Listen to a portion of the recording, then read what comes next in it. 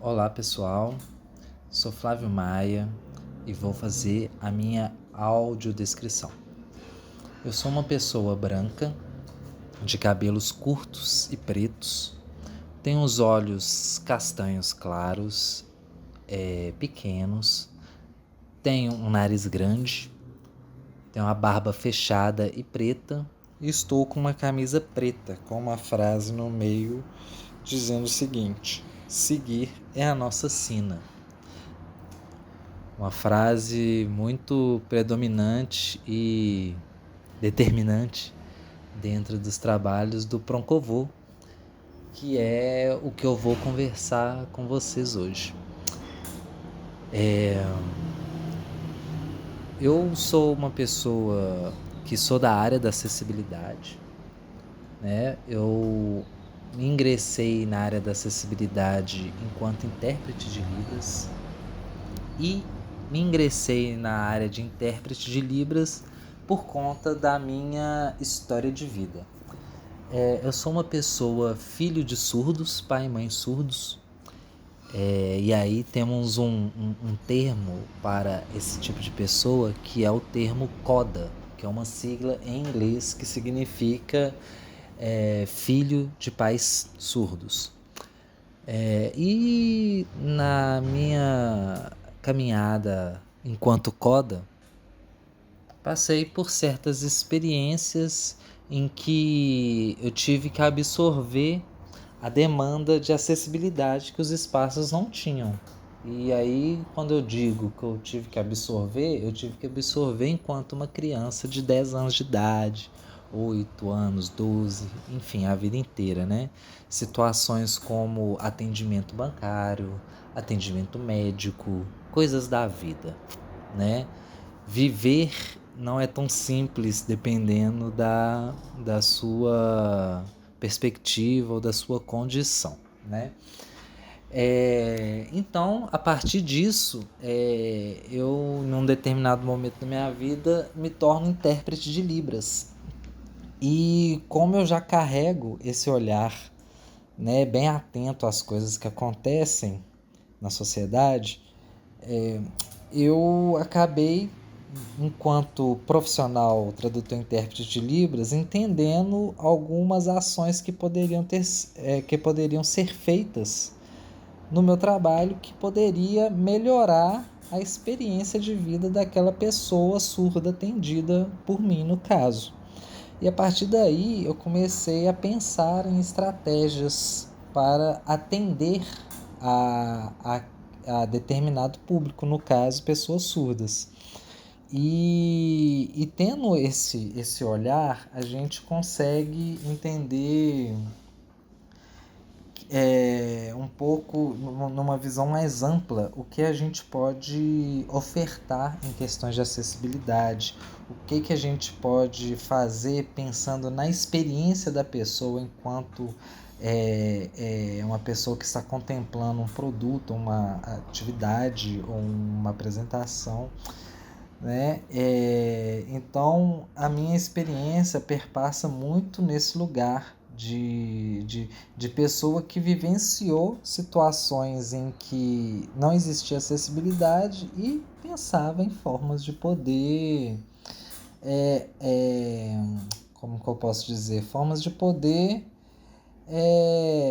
mitigar ou eliminar essas barreiras, né? Até porque quando existia barreira era eu enquanto criança que tinha que ir lá, né? E isso não era legal.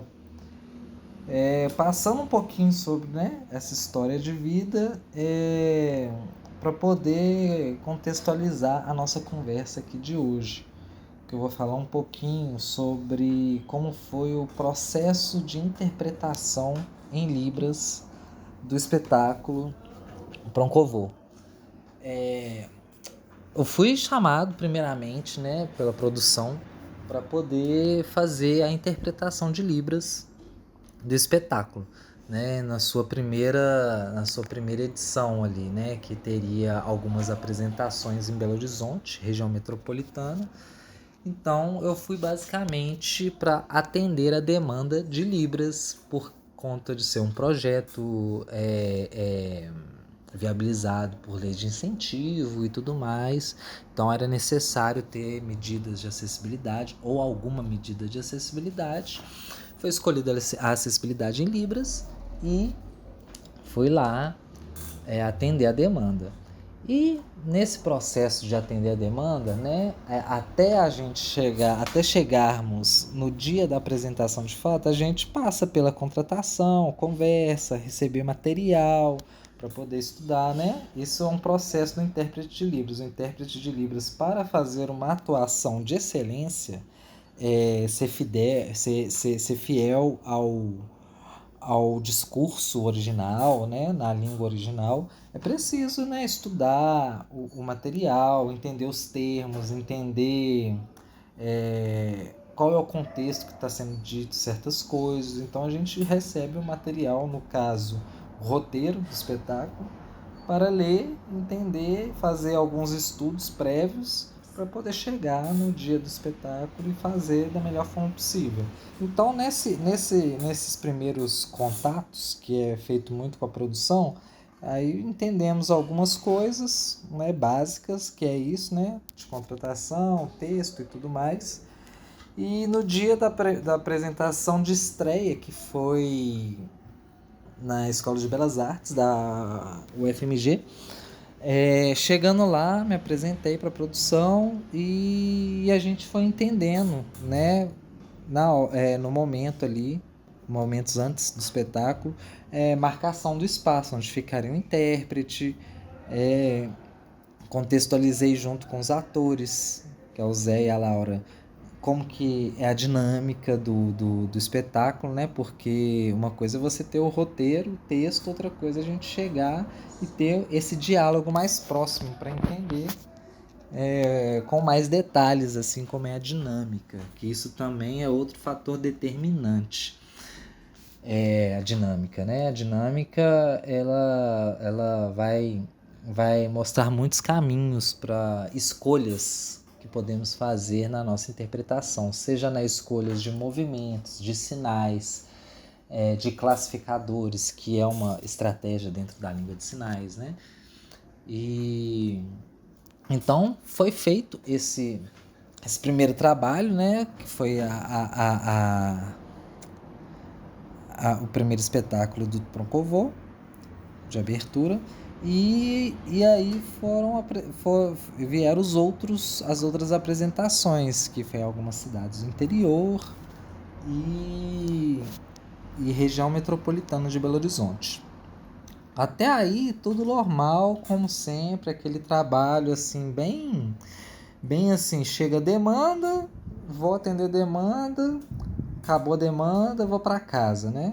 Mas aí aconteceu uma coisa muito legal, que eu fui acompanhá-los nessas cidades do interior. Então, quando fui acompanhá-los em 2 apresentações em cidades do interior, eu fui junto com eles, obviamente, e ficamos no mesmo hotel, passamos o dia, né, com preparação e tudo mais, né, do próprio time do Proncovô. Então eu acompanhei tudo de perto e tive uma proximidade de diálogos maiores, assim, tanto com a produção quanto com os próprios atores. E isso trouxe uma bagagem enorme, um repertório muito, posso dizer assim, um repertório que eu pudesse fidelizar ao máximo possível ao que é dito em outra língua, né? Diante de conversas que tivemos assim, né, nessas preparações antes dos espetáculos, a gente teve conversas sobre a montagem, a estruturação do espetáculo, né? O Zé e a Laura contaram como que foi criar os textos, o roteiro, né? As pessoas que estavam envolvidas, como o Eduardo, que foi a pessoa que escreveu, o Sérgio Pererê, que foi o diretor musical, os elementos que eles usaram em cena, os instrumentos usados para poder dialogar com com o espetáculo, e tudo isso é elemento que pode ser traduzido, né? A cada elemento que a gente entende dentro de um formato, ele se torna algo que é comunicável, né? Da mesma forma que usamos palavras para nos comunicar, usamos também imagens. E na língua de sinais, né, a gente usa uma língua que ela é visual e espacial. Então, é a língua da imagem. Então, quanto mais elementos imagéticos eu consigo trazer para a compreensão do discurso, mais elaborado ele fica para a pessoa que recebe essa informação em língua de sinais. Uma outra coisa muito, muito interessante que aconteceu nessa construção da interpretação em Libras do João Pavô foi a conversa que tivemos sobre as metáforas e os aforismos, né? Traduzir e interpretar metáforas de uma língua para outra é um desafio, né? Porque isso esbarra em elementos culturais, elementos sociais, né? Tudo que envolve uma língua, né? Às vezes uma metáfora funciona numa língua, mas se você traduzir para uma outra língua parece sem sentido. Então é necessário entender, estudar e se aprofundar para poder entregar o discurso numa outra língua de forma fiel. Então conversamos muito sobre as metáforas que tem no espetáculo, principalmente sobre os aforismos, né, que cavalo dado não se olha os dentes, enfim, outros aforismos como esse. E a partir dessas conversas foi-se criado um discurso em língua de sinais mais denso, com mais repertório, e isso traz uma construção imagética para o espetáculo, para quem está assistindo o espetáculo em língua de sinais, né? No caso a pessoa surda, para que ela consiga de fato absorver o que o projeto, o que o ator ou o que o espetáculo está querendo passar para o público, né? Quando a gente pensa num espetáculo onde o público-alvo dele são pessoas não surdas e o discurso é numa língua oral, todo o discurso ele é estruturado pela pessoa que escreve o texto, estruturado para que haja impacto com o público e tenha essa troca, essa sinergia. E nós, profissionais intérpretes de Libras, na área artística, temos essa missão, né, de trazer todo esse repertório, toda essa contextualização e essa emoção para a língua de sinais. E não é um processo tão simples. Não é apenas fazer uma tradução, não é apenas ter a habilidade de construir uma interpretação. É você entender e se sensibilizar com aquela obra e conseguir transmitir com a mesma intensidade.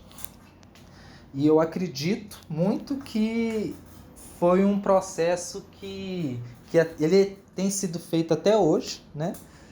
E é um processo que eu tenho certeza que ele chega o mais próximo possível da fidelização do discurso original, que é o maior desafio de nós, intérpretes de língua de sinais, né?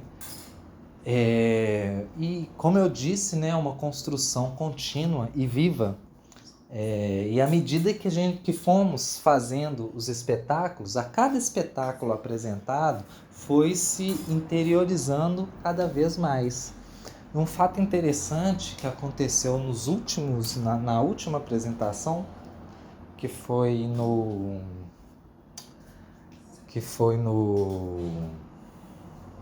na campanha de popularização do Teatro e Dança de Belo Horizonte, nós fizemos uma coisa que ainda não tínhamos feito, que é o intérprete de Libras usando um figurino que comunique com o figurino dos artistas, dos atores. E isso é mais um elemento para contextualizar a língua de sinais no espetáculo, que, pensando novamente, língua de sinais é uma língua visual. Então, se você se caracteriza dentro do discurso que está sendo feito, isso é mais um elemento para poder transmitir e sensibilizar, envolver, seduzir o público, no caso, o público surdo.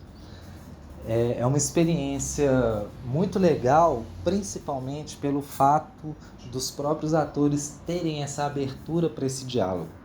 Esse foi o fator determinante, no meu ponto de vista, para que fosse construído esse caminho de uma acessibilidade que eu costumo dizer é uma acessibilidade responsável, onde a gente entende a responsabilidade que nós temos com a acessibilidade e a gente entrega o melhor que a gente pode fazer. Quando os atores eles dão essa abertura e eu vou e converso e a gente entende um melhor caminho, isso mostra o quanto esses atores Zé e Laura estão dispostos a construir esse diálogo e entender melhor como funciona, né, os mecanismos da acessibilidade, por que eles são feitos.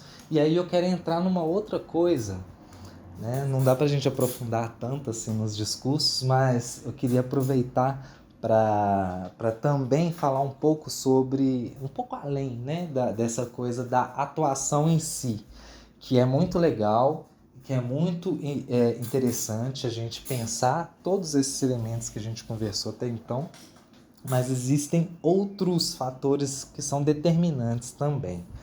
Porque, vamos lá, né? A gente pensa, conversa, entende a melhor forma de se fazer, mas de que adianta a gente fazer todo esse malabarismo para chegar no dia e não ter ninguém que vá assistir o espetáculo com esse recurso, fazendo uso desse recurso. Então a gente precisa dar uns passos antes, dar uns passos para trás e entender o processo de construção do envolvimento desse público, né?